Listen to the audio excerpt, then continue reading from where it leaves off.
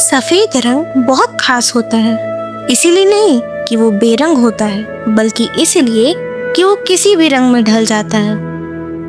ये कहानी है उत्तर प्रदेश के एक छोटे से गांव गंगापुर में रहने वाली एक लड़की की। ये कहानी है गंगा की। एक साल पहले की बात है, जब 19 साल की गंगा पहली बार अपने ससुराल गंगापुर में आई थी।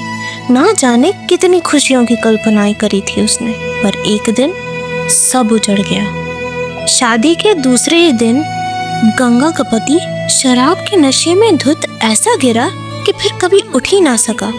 देखते ही देखते गंगा की खुशियां मातम में बदल गईं। उसके कपड़ों से रंग चले गए, थाली से मिठाई चली गई, होठों से मुस्कान और सारी भविष्य की कल्पनाएं निराधार रह गई। पर एक दिन सब बदलने वाला था। अरे सुन रही है या मर गई चुड़ैल? उसकी सास ने आवाज लगाई। खाना बना जल्दी। गंगा ने डरते डरते रसोई संभाली। 1 साल होने को आया था और उसे अभी तक समझ नहीं आया कि अपने पति की मौत का जिम्मेदार वो बनी तो बनी कैसे। इसका जवाब भी उसे पता था। ये समाज की आदत है हर वक्त स्त्री को दोष देने की। ये विरोध बार बार उसके सीने में उठता, पर फिर शांत हो जाती। आखिर लड़ती तो जाती किधर? पति के जाने के बाद माँ बाप ने भी अपनाने से मना कर दिया। सास ससुर मारते जरूर थे, पर घर से ना निकालते कम से कम। सर पर छत तो थी, सब कुछ उससे छीन लिया गया। उसकी रंगीन साड़ियाँ, जेवर, बस 2 सफेद साड़ियाँ दे दी थी उसे गुजारे के लिए। कभी दुख ज्यादा होता या खाना नहीं मिलता तो अपने माँ के दिए हुए झांझर को गले लगाकर रो पड़ती। एक यही थे जो किसी तरह सास के हाथ न आए, वरना सब कुछ तो ले ही चुकी थी वो। आखिर गंगा दर्द बांटे भी तो किससे? पूरा गांव उसकी परछाई से भी दूर भागता। बस उसकी एक सहेली थी, गुरैया, जिससे वो कभी कभी बातें कर लिया करती थी। 1970 के नवंबर के महीने में गंगापुर की चौखट में एक दस्तक हुई। गुरैया, गंगा ने शांत स्वर में पूछा, आज कुछ है क्या? सब भागे भागे किधर जा रहे हैं? कोई मेला लगा है? आज गांव में बड़ी धूम थी। बच्चे बूढ़े सब इधर से उधर दौड़ रहे थे।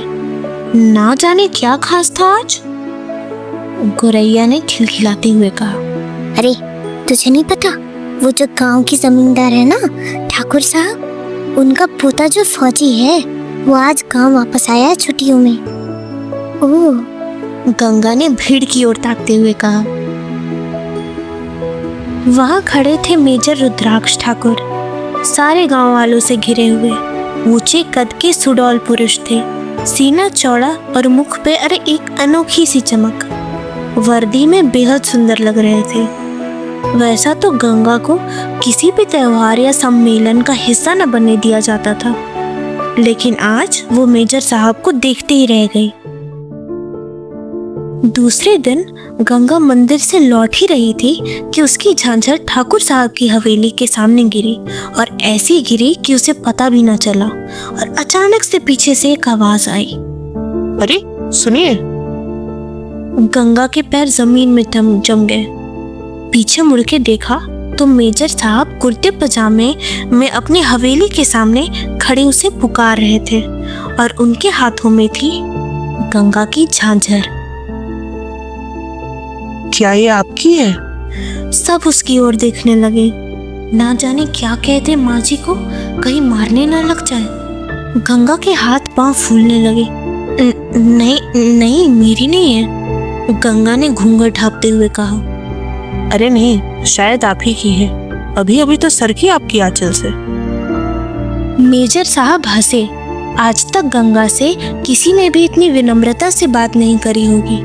उसका तो मन था कि वो यहीं खड़े दिन भर उनको सुनती रहे, पर समाज की बंदिशें थी और घर जल्दी आने का दबाव।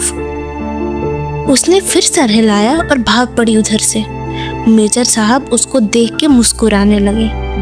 कितनी अजीब लड़की है ना। मेजर साहब नए जमाने के और आज़ाद भारत के जवान थे।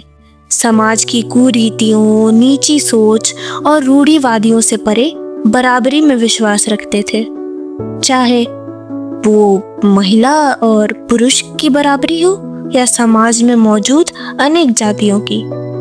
सबसे हटके थे मेजर साहब। अगला भाग सुनने के लिए चैनल को सब्सक्राइब कीजिए और वीडियो को लाइक करिए।